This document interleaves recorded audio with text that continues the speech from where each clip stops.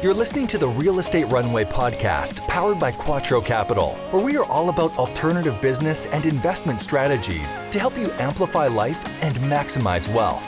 Here's your host, the recovering engineer turned multifamily investor, Chad Sutton. All right, Real Estate Runway family. Today, my man Mo is going to come on here with me, and we're going to do a QUATTRO Roundtable edition. We're going to talk about being a beginner to investing. Like, how do you think about where you're going, what assets you want to go into? What is the mindset you have to buy back your time? Literally replace your time trading for income with assets that provide you that time freedom. So we're going to have a great episode today. If you get any value out of this or any other show, please share it. Please write us that 5-star review and thoughtful comment. That's the only way that you can pay it forward and get this information to someone else who can probably use it. So pay it forward. If you want to be on the show, I'd love it if you would apply at thequattroway.com/podcast. This show is made from interviews from people just like you. So I love my conversations on this show. It's much better than me droning on and on about what it is we do here at QUATTRO. So check it out. Love to have you on. We are a full service investment firm, y'all, in the real estate world. Check us out at thequattroway.com/invest. Check out our opportunities, build a relationship, and see if we're a good fit for each other now or in the future, okay? And check us out on social media, YouTube, TikTok, at the Real Estate Runway Podcast. We just had a video go viral with 90,000 views and counting, so that was pretty neat. Thank you all for those who swiped or whatever it is you do on TikTok. And the general social media is at Team QUATTRO Capital, one word, no special characters, that's LinkedIn, Instagram, Facebook, Twitter, you name it. Or just the easy button is visit us at thequattroway.com, and all of our social medias are linked right there under the partner pages. So check us out. Love to interact with you wherever it is you like to interact. Without further ado, let's get right into the show. I'm excited to have my man Mo back on the Real Estate Runway. Here we go. All right, Real Estate Runway family. Welcome to another episode of the Real Estate Runway Podcast. This is QUATTRO Roundtable Edition, and I got my man Mo here on the line. Mo, welcome back to the show, man. How you doing? What's happening? Good. If you guys don't know Mo, follow him on social media. The guy's like, as long as he has his MacBook and his Apple iPhone, he can work from anywhere in the world, and he exercises that freely. We just require that he has his satellite phone ready at all times. But good to have you back on the show, dude. Yeah, man, of course, bro. And even, isn't that funny? Even with us, even we're business partners and stuff, we have to catch each other. So I canceled everything today because I'm getting on a plane tomorrow, and I'm like, nope, can't cancel. Captain Chad will kill me if I cancel this call. So no, you are the only thing I'm doing today. I feel important, as should you, Real Estate Runway listeners, because these partner episodes, I think they're the best. We have such a good time talking together. Hey, the topic I wanted to get into today for our listeners and our loyal following here is investing in real estate, a beginner's guide to building wealth. And I wanted to bring you on the show because this has really been a passion of yours since your 20s, and it's really paid off. And you've taken a different avenue than a lot have, and it's worked out very well. Why don't we start with, what did your journey look like? And maybe I'll share some notes on mine as well. But if you're talking to someone who's, okay, I want to invest in real estate, I don't know much about it, how do we skip the line, then take some of the lessons that Mo, myself, and the team have learned to help them succeed faster? Man, I was on something else yesterday or 2 days ago, and the host on it got me to tear up a little bit. And I'm not kidding. I'm being honest, because challenge accepted. Yeah, I can only cry once a month, man. But he asked me a question. He said, what would you advise your 23-year-old? What would you advise your younger self? And what I said was, I said I was proud of my younger self. I really am. I don't know what he was thinking. All I know is that at some point, because I bought a place to live, it appreciated back in the day. This is 2002. I didn't know what equity was. My father explained it to me. There was no Google. There was no Yahoo. There was just a library. And I fondly say that my first mentor was aisle 6 of the Fairfax County, Virginia Library, because I was always there. There was nothing else to learn, right? So I figured out this concept of, let me back up for 1 second. This is the most important thing. You got to have a why for this stuff. It just doesn't work if you don't have a why. And my why was, I started traveling when I was 15. I went to France for 30 days with an exchange student who stayed with me the previous summer. Inner city knucklehead me experienced a lot of stuff like French food, French castles, French wine, French girls, French weed, French everything. And it just showed me that the world could be a lot different than where I was and what I was used to. Fast forward to when I was 21, I found Personal Finance for Dummies and the concept of passive income. Oh, if I can make income without physically having to be somewhere, and that creates time that I can go back to when I was 15 and have all those emotions that I had around the world. Now you know where all this travel came from. I felt something when I was 15, right? So I think the number one thing you have to have is a why. And then you have to come up with a framework. And I came up with a framework, which was, I'm going to buy real estate. A broker taught me this. I'm going to buy real estate, small price points, 80,000, 100,000. I'm going to put them on my chessboard. I'm going to go to work really hard, store money. When I have enough to buy another asset, buy that asset, store the cash flow off that asset, add it to my paycheck, and just keep press and repeat, with the ultimate outcome being having paid off real estate much farther in the future. But I had that systematic patience to do it that way. I love that, Mo. And just to go back to something you just said, once you establish the why, and for you, maybe it was having the time freedom to go travel the world. It can be whatever your why is. And that's not Y as in yellow. That's WHY, folks. I actually had a question on that. Is WHY. Why are you doing this? Yeah. Someone told me, what does Y stand for? I was like, what? Yeah. Anyway, I love you for whoever asked that question. But people think about, okay, I want to get into real estate to make a lot of money, right? Or I want to do this to make a lot of money. Folks, if that's your why, you're sorely mistaken, because, and remember this, money is just a number on a scoreboard. All it is a scoreboard of a game you're playing. Money doesn't mean anything. It's what you can do with it. And you can always get more money. Money is, now granted, I know it can be hard to make more money, but the fact of the matter is money is infinite, as we've proven in the last 2 years by printing 80% of our money supply. It's fluid, right? You can always get more of it by various ways. My point in saying that is, everyone, Elon Musk, Richard Branson, Mo Philogene, Chad Sutton, and you all have 168 hours in a week, period, the end. And you have a number of weeks until you go to the next life, and that's it. And so what you got to be focusing on is, how do I leverage money to buy time? And like, people talk about leverage money to make you more money. That's true. But the end goal is, how do you leverage money to buy time? You know what I'm saying? That's right. Yeah. And you gotta, if we're talking about beginner's guide, it doesn't have to be real estate. So ideally I like real estate and you like real estate for the tax benefits. I like giving people housing. I love the cash flow that comes off of it. But what I really stress to people is, know your why, understand that you should pay yourself first. This is what I posted on LinkedIn today. I just went back to look. I was talking about the concept of, why is the cable company more important than future Chad or future Maurice? Why? Because 20 to 30 years of formal education and family upbringing says that we go to work, pay our bills first, live off what's rest, and if you have anything left, you might invest that. And for a beginner, all the financial bigwigs, if you want, always talking about paying yourself first. Paying yourself first. I'll take it a step further and say, you don't even look at your bills right away. Pay your future self first. Put that money somewhere where you can store it so you can go after an asset. Live off the rest. You make your investing life easy. You make your day-to-day life hard. Stuff is going to come up in life. We have bills. We have things that come up. It's never going to stop. I'm a testament to that. 20s, 30s, I'm decently okay with money. The bills keep rolling in. It just never stops. You have got to pay yourself first. And if you have a life-related need that really requires money, wait for the next paycheck to come. Never rob from your storage, ever. Because that money doesn't belong to you anymore. That belongs to your future self. And that's what I'm saying. My 47, 48 tomorrow year-old self is so proud of my 23-year-old self for starting down that path. For some reason, he knew to take care of me back then. So if you're a beginner, know your why. Pay yourself first. Store your money until you have enough to buy an asset. I don't care what asset you pick. It could be gold. It could be stocks. It could be bonds. It could be whatever. I chose real estate for a lot of reasons. But once you buy that asset, any money that comes off of it, don't spend it.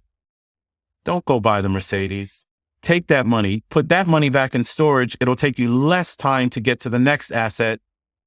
And if you have patience, even those assets that I bought, like real estate back in the day, Chad, that was like zero cash flow, or even a little bit of negative cash flow sometimes. Well, I wouldn't do that nowadays, but even a little bit negative cash flow. I was aware. I remember having awareness in my late 20s that, look, if I can just hold on to these for 10 years, the rent's going to go up. So it might be negative 100 today, but some of those negative 100 things that I had are like positive 1,200 today. You just have to get into the systematic rhythm and have systematic patience over a long period of time, paying yourself first, and then using that money, sending it out and expecting that $1 that you send out to come back with 2 friends 3, 4, 5 years later. So you're telling me this isn't an overnight thing? No, brother. Not even close. Yeah, folks. Look, you guys hear me spit a lot of knowledge on this show. I'll be vulnerable here. And I'm going to tell you, I look up to my man, Mo, because he's further down the line than I am. I'm a young buck in the business. I've been fortunate to partner with the partners that I have, and I've gotten some brilliant experience. I'm still, I don't know, I'm not going to date you too, man. I'm X number of years behind you, especially since my boy here just said he went to the library and predates AskJeeves.com. But anyway. Ask Jeeves. Oh my God. You remember that guy, the little dude? Ask Jeeves. I do. That's funny. But where I'm going with it, folks, is look, it's easy to say pay yourself first, but what does that mean? And there's this definite balance between how do you enjoy life now versus grow your future. And there's extremes to both of them. I'm not saying have zero fun, have 0 drinks of beer, do nothing fun, put all your money after your mortgage into, you got to live a little bit. But here's an example. I've done pretty well in real estate. There's been some ups and some downs, but I joined a country club this year, or about a year ago, actually. And you know what? I'm sick to death about it because I'm like, it's fun. I go out there and have fun, but it's like, I was having fun before that. I could go play golf at a public golf course for a quarter of the price. I can go eat at a restaurant for the same price, and the food's better than the club. And so it's like, why did I do this? So don't focus and that's probably going to disappear from my P&L pretty soon, by the way, my personal, I'm frustrated that I did it. But anyway, the point is think about stuff like that. Do you have a good paid off truck that is nice enough and it's a 2015? Or do you really need that brand new GMC AT4 decked out, blacked out, all that kind of stuff right now?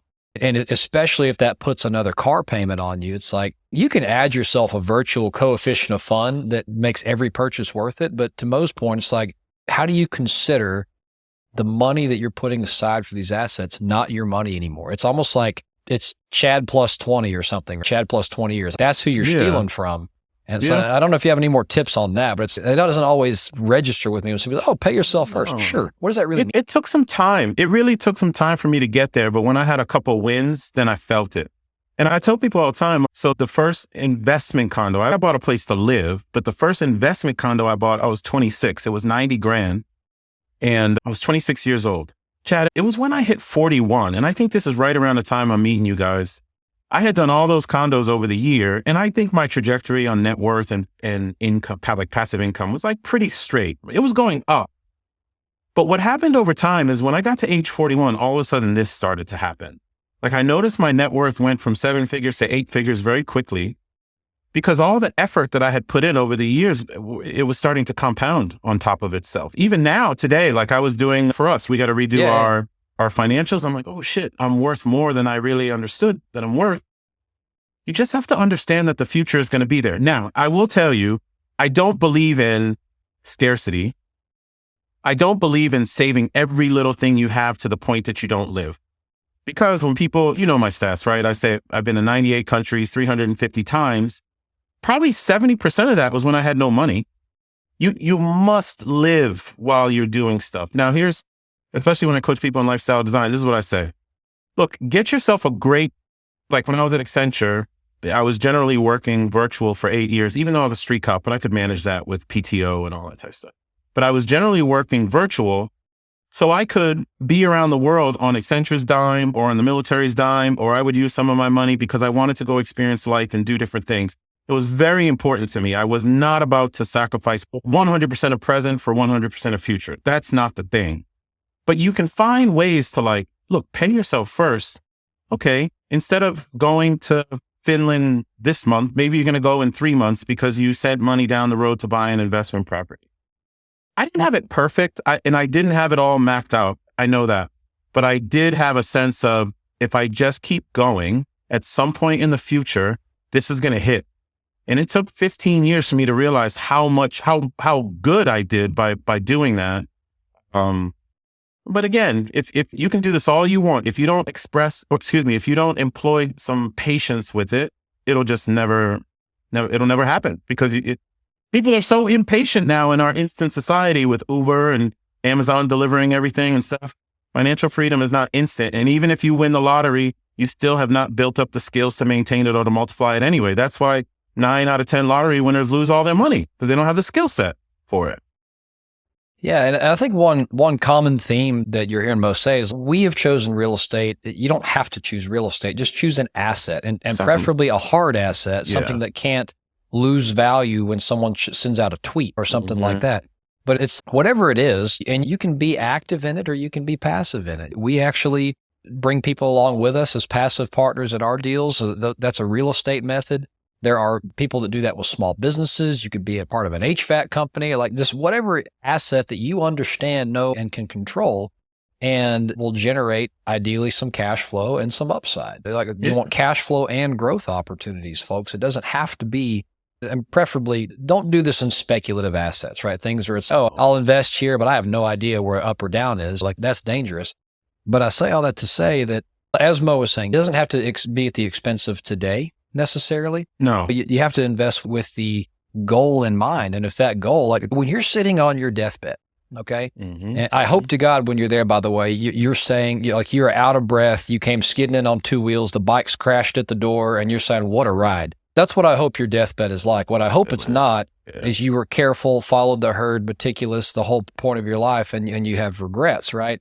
But if you look back at that time and you're like, wow, I did something like this and I paid myself first, and 15 years later or 10 years later or 5 years later, whatever it takes you bought your time freedom, and you get to remember all the rides you took in life with that time freedom, not being tied to an office or stuck with 2 weeks vacation every year or whatever. It's a whole, even if you love your job, folks, it's a whole nother level of freedom when you don't need it. Chad, I'm going to define time and financial freedom for them. That it ain't 20 million. It's not that. People have gotten it confused. I really, especially when I coach people, and even for myself, I understood that there was a basic needs number. There is an amount that you spend on a monthly basis. Let's say wherever you are in your career, you got about $4,000 worth of bills between the mortgage, the car payment, taking care of the kids. Maybe it's $5,000, whatever. Okay. Your first goal is to get $5,000 of passive income to cover those basic needs. What people don't understand, and what I didn't understand until I went through it, is the moment your basic needs are covered, life opens in a way that is not easily explainable because you're not beholden to anything anymore. And now here's the thing that happens. You cover your basic needs and maybe you need about 1,000, 1,500 more to actually live, right? But because you now have time freedom, the things that you do in life start to compound on each other because you have way more time for yourself. So I have friends who, one guy in particular still sticks out to me. When I was doing the condo thing back in the day, I did eventually switch to luxury condos in DC. It was a weird thing because you could buy them off plan, and by the time they were built, they were worth 50% more. It was crazy. But what he did was he bought 4 luxury condos. They all appreciated. He sold one, paid off one, and then used his paychecks to pay off the other 2. So he had 3 paid off condos paying like $5,000-6,000 total. Okay. That's it. He's out. He left. I mean, it took him 10 years or so, but he left the DC rat race. He moved to Thailand. You don't have to move to Thailand, but $5,000 in Thailand, you're living like a king, right? He became a bartender in Thailand. He met his Thai wife out there. I think he has 3 or 4 kids now. He just never, he was free, but it wasn't a $20 million thing or having to win the lottery or whatever. He was just like, no, this is the number that I need to live well on a day-to-day basis if I choose to live in this place. Now, I live in the DC market. I am choosing to live in a very expensive place. It's a choice. Don't tell me that you can't have financial freedom because you have too many bills relative to where you live, but you're choosing to live in New York City. It's just going to take you that much longer, right? So you got to be honest with yourself on what kind of bills you have, why you have them, what's more important, time freedom? Or do you just want to look good or say you live in a cool place? Got to evaluate those kinds of things as well. I love when you get on these rants. I was just sitting here letting it go because Mo's soapbox is a beautiful place to watch from. And let's talk about the direction you take some of your students sometimes. And you guys may not know this. Mo has a personal program called Try Life On by popular demand, where people are like, how do you live this life that you do? And I say, you know what, I'll show you, right? So check that out on LinkedIn. But when you're talking to some of your students, how do you help them figure out, A, what is the goal? What do I need to get there? And how do I start? How does that conversation go? So everything that I do, and I think everything that everybody should do, should be from a lifestyle perspective. Real estate's just a tool to live life, or gold is a tool to live life, or your job is a tool. I tell my students, I need to know what your dreams are. Like, what's your perfect day? Where you want to be at? Don't give me a responsible day. Inevitably, every coaching student I have writes that the first iteration is a responsible day. Like, I take care of my kids. I go to the supermarket. I'm like, no, go to dreaming. I'm in Barcelona. It's 7 a.m. The breeze is coming off the Mediterranean. The sheer blinds are coming in the window. The coffee maker's on.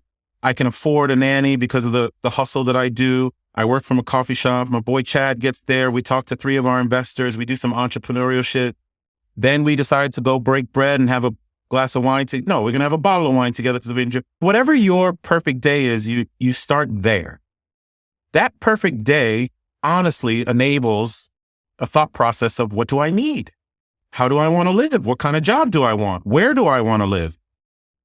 People get out of college now and they talk to the professor, and the professor says, hey, Amazon is a great company. Great.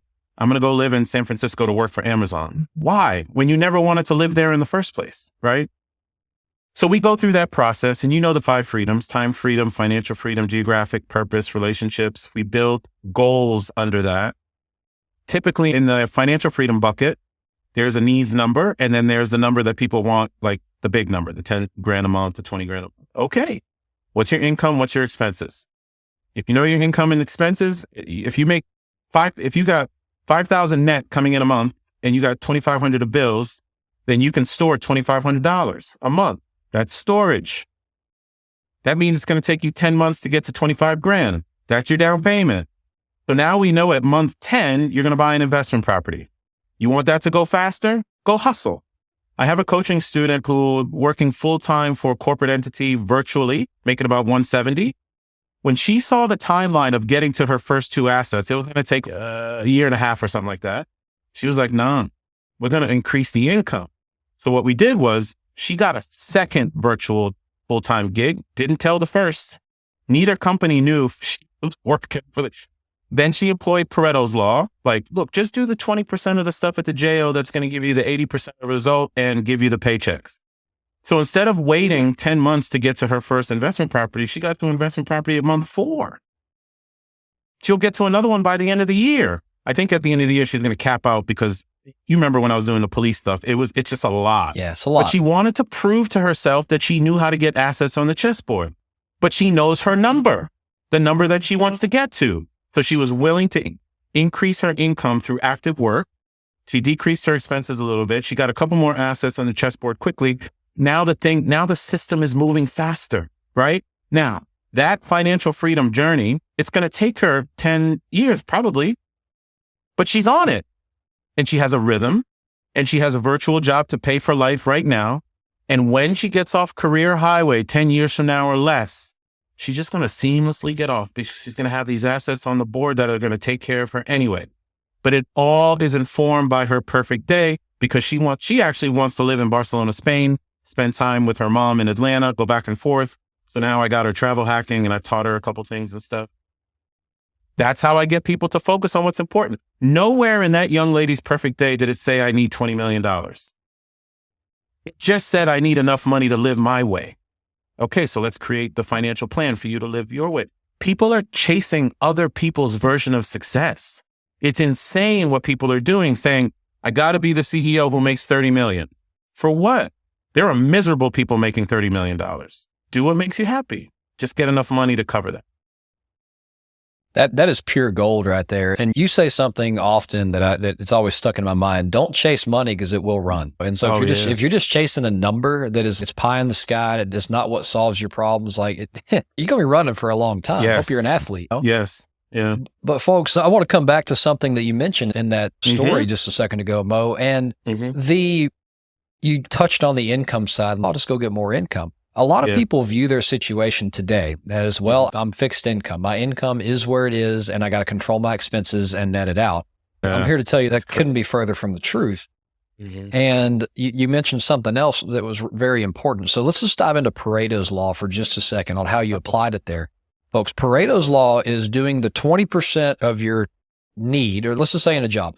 It's the 20% of the work to get you 80% of the results. And this is a mindset I really struggled with, because before I left corporate America, Mo, you know this, I was a perfectionist, and I was always climbing the rung to the next ladder. And it was really hard once I got on this journey to say, okay, I'm only going to do the 20% of the work that yields me the 80% of the results. Because guess what?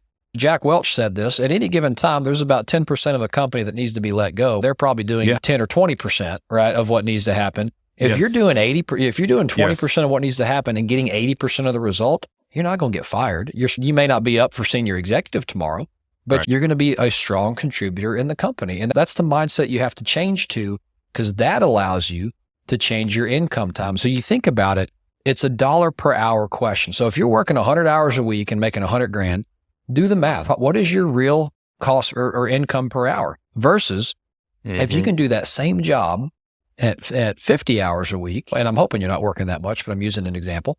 If you can do that same job at 50 hours a week and only drop to 80% of the result instead of 100 or 110, think about what your $1 per hour just went to. And so now it's like you're divvying up that time. Now you may have 50 more hours. If you're used to working 100-hour a week hustle, if you got 50 hours a week, you can go do something on the side and maybe even double that income. You know what I'm saying? That's it. And it hit me, Chad, in 2013. So that was 15 years into my corporate career. Analyst to consultant to manager to senior manager. Now I want to make partner. And I was like, wait a minute. No. And this was me like melding into corporate culture, going to the networking events, doing the employee resource group. Like I was doing everything. But what I started to realize was now freedom wasn't coming, just more responsibility was coming. The goalpost kept moving. So that's when my mindset changed. And I post about this every once in a while. I'll post about in 2013, that was the last promotion I ever took. And I retired in 2021. I just stopped taking promotions because for the relative extra 30 grand or 40 grand I was going to get in a promotion, that was going to add another 30, 40 hours of work. And I didn't want that. I didn't want that responsibility. What I wanted to do was be very good at what I was doing and get outcomes for two particular bosses that I had. I got very good at training them to give me the outcome and I will go get it done. Just let me go get it done my way. All I cared about at Accenture, anyway, the corporate firm that I work for, and to caveat, I loved my experience. So I'm not shitting on corporate or anything like that.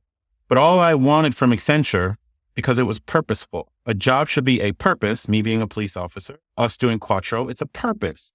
A job should be a purpose, your God-given reason for being on this planet, or it should be purposeful, like getting up checks. Accenture was for me to get those checks. I don't need to do the 80% to get the checks. I'm going to do the really hard stuff, the 20% that gives me 80% of the results, generate 2 paychecks. I'm going to protect my time. Then I'm going to go take that money and go out there and go find some real estate that's going to pay for me later. So when everybody was looking at me very funny when I was a 20-year executive who was not a partner, what they didn't realize was that I was building a massive real estate portfolio that got even crazier when I met you guys with Quattro, right? On the outside, that was going to take care of me. If I had not protected my time, or if I had not started using Pareto's law to my advantage, there's no way that it happens, right? It's just a conscious choice. And one of the reasons why people go do everything and be the perfectionist and all that type of stuff when it's not necessary, because that's what we were trained to do. That's what we were told. Because we were in high school, we started competing with each other. It's valedictorian, who's the MVP, who's going to get the AP classes, who's going to get to the Ivy League schools. That shit translated right to the work world. Who's going to be the consultant, who's going to be the manager, who's going to be the exec VP. And it puts blinders on us. And we just go for that as a goal without realizing there's so much life out here, paying attention to your financial freedom journey, because the point of working is to one day not have to work. I worked, but I wanted to get out of work. So for the beginner who's listening, since that was the original topic, nah, man, be intentional with your time. Do hustle for your company. Do good for them. Get those 2 paychecks, but then apply those things systematically on the outside so you have choices later in life. Unfortunately, a lot of the people that I used to work with, they're still there and they have no path out. And now they're freaking out because there's layoffs coming again, right? It's a tough thing, but you can plan that journey. I think people can be way more intentional about planning that journey, but they got to go through the self-education route to understand it. Yeah, folks, look, income buys assets by lifestyle. Okay. And if you hear nothing else that we say today or that's coming out of my mouth, most said a lot of stuff, but if you hear nothing else that's come out of my mouth, it is that it's not about what you do or how you do it.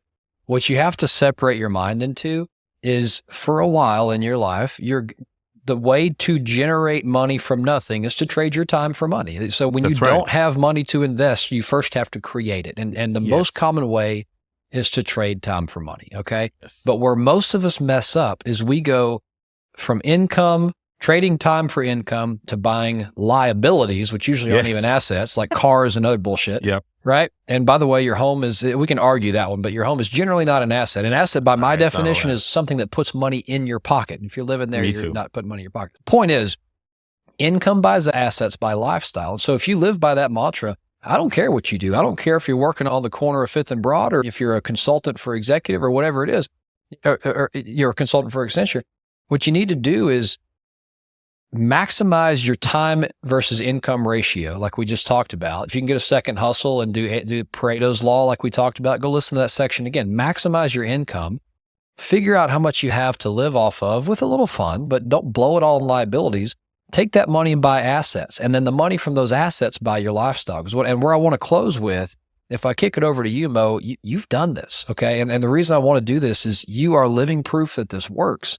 So we've already been through the story of you invested for 15, 20 years, and you look down one day and holy smokes, it's going like this. And you made some life choices. You've been doing it for a couple of years. Talk about the fact that you don't have to work anymore if you don't want to. You'd probably be bored, but you don't have to do work anymore. You've made life decisions. You moved to another country. Just talk about what's possible there, because you're living proof that it works. Nice. It's intention, man. Yeah. I do believe in the reticular activating system, the thing that our radar, our law of attraction, all those things.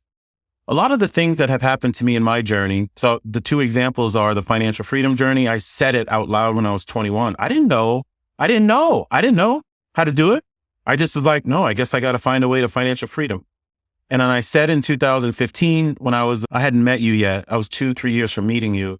I was running a field office for the federal law enforcement agency that I work for in Turkey.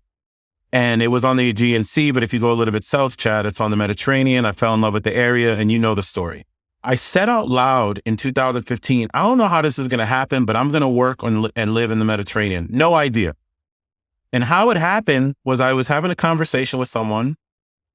She mentioned to me that the husband of a fellow college graduate, who I didn't really know her, but her husband is a Cypriot, and he's a real estate developer on the island of Cyprus. Okay, universe is talking to me. So when you see opportunities like that, or when you listen to a podcast like this and you have an innate feeling that you need to do something, you need to do it. You don't wait, you do it. So as soon as I heard that, I was on a Zoom call with this man I don't know.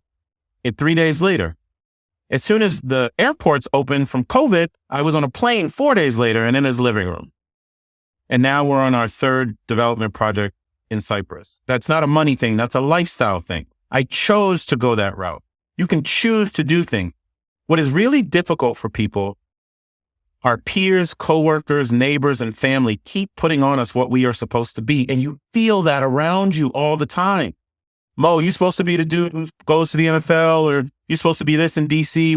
No, I'm not interested in status quo. I'm not interested in other people's definitions and definitions of success. And the interesting thing is, I didn't realize what was happening when I was on that financial freedom journey, and even powered by Quattro now. That tool of economic empowerment has made me more emboldened to live life the way that I want to live it, period. It's such a wonderful tool. If you look at it from how can I use this to live life unapologetically? How can I use this to make my extraordinary ordinary? You know my lifestyle. I'm in DC. Chad, like, Mo, where are you? Are you in Lebanon? Are you in DC or in Cyprus? I don't know where you are. Feels extraordinary to other people, but it's my ordinary at this point. I just do it, right? Real estate as a tool is wonderful, because what it does is it frees up your time. It allows you to work from anywhere. Technically, I don't have to work, but we will all do. I don't want to sit idle. I want to grow as a human. And that's one of the other reasons, Chad. New York, born in New York, raised in Boston, live in the DC area. I've done the East Coast of the United States for 45 years. I'm not learning anymore on the East Coast. That's one of the reasons why I wanted my life to be partially in other countries, because I want to learn a different way while I'm still alive and breathing and do something uniquely different. I think people can really push for the lifestyle that they want if they think outside the box, Just because the crowd is going right doesn't mean you have to. You can go left. That's what's happened in my entire journey. For some reason, the crowd keeps going right. And I'm like, I'm going to see y'all later. I'm going to go left because it suits me. Now, people have to figure out what suits them. But what I'm trying to get across is something like real estate, something like investing for your future self and paying attention to that journey empowers all of that so you can live life as intended. Yeah, I'm gonna mic drop it right there. That is the perfect way to end the episode. Mo, thanks for coming on, sharing your experience and just how you think about things. Because like, folks, mindset makes all the difference. And mindset is not this mystical, use the Force Luke thing from Star Wars, right? Like mindset is very simple. It's what are you trying to achieve? What's your why? And when you get crystal clear on that, it's amazing. So brother, thank you for coming on. I agree. Yeah, man, of course. Of course. And what a mic drop that was. I love when Mo gets on here and gets on Mo's soapbox because like the guy's just so passionate and he's achieved this. He's living proof that it works. And so we're here to help you if you have any needs in this world or you want to talk about how you too can generate this financial freedom. Check out Mo, check out me. Anyone on the team can help you with this kind of a discussion. So hope you found this valuable. If you did, please like us, 5-star review, subscribe, like, whatever modality you're on. Interaction that you like the episode is the only way to grow the show and pay it forward to someone else who can use this episode. Share it to a buddy. This is all word of mouth. We don't make a dime off this show. It's just word of mouth to get the message out there. So I appreciate you so much for that. Folks, as a reminder, we'd love to take feedback. If you want to email us at podcast@thequattroway.com, we're always listening, always looking for episodes to do, topics you want to hear. Love to hear from you there. If you want to be on the show, you can apply at thequattroway.com/podcast. And folks, thequattroway.com/invest is where you can register to see our offerings, interact with us, get to know us, and we'll work through all that kind of stuff to build a relationship and see if we're a good fit for you now or in the future. And lastly, all the social medias. We're on YouTube and TikTok at the Real Estate Runway Podcast. Just went viral on a video yesterday, so we're super excited about that. Hopefully we'll get to 1 million views by the time the week is over on that one. And last little bit, if you are wanting to check us out on Instagram, LinkedIn, Facebook, all the others, check us out at our partner pages at thequattroway.com or at Team Quattro Capital, one word, no special characters. We'd love to interact with you everywhere that you're out there and want to be interacted with. So this has been another episode of the Real Estate Runway Podcast. Until next time, friends, over and out. We hope this episode was insightful and brought value to your day. If so, please be awesome and leave us a 5-star review. Find out how Team Quattro can help you at thequattroway.com. Until next time, this is the Real Estate Runway Podcast.